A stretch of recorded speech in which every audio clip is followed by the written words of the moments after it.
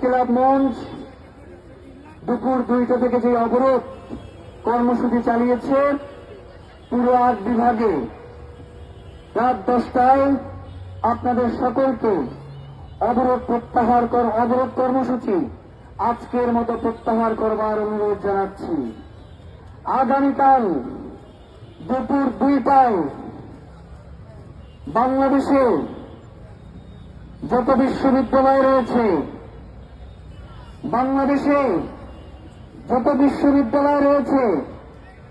যত কওমি মাদ্রাসা রয়েছে, যত আলিয়া মাদ্রাসা রয়েছে, যত স্কুল কলেজ রয়েছে এবং স্বাধীনতাকামী জনগণ রয়েছে, প্রত্যেককে আমরা ঢাকার এই হাদি চত্বর শাহবাগে এসে অবস্থান গ্রহণ করবার জন্য অনুরোধ করছি। আমাদের এই লড়াই বিচার নিশ্চিত না হওয়া পর্যন্ত চলবে। সিদ্ধান্ত আপনাদের, লড়াই কিন্তু কোনোভাবেই থামিয়ে দেওয়া যাবে না। লড়াই কঠোর থেকে কঠোরতর হবে।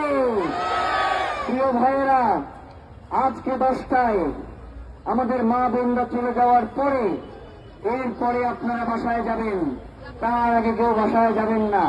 আমার কথা শুনেন, আগে কেউ উঠবেন না। আমাদের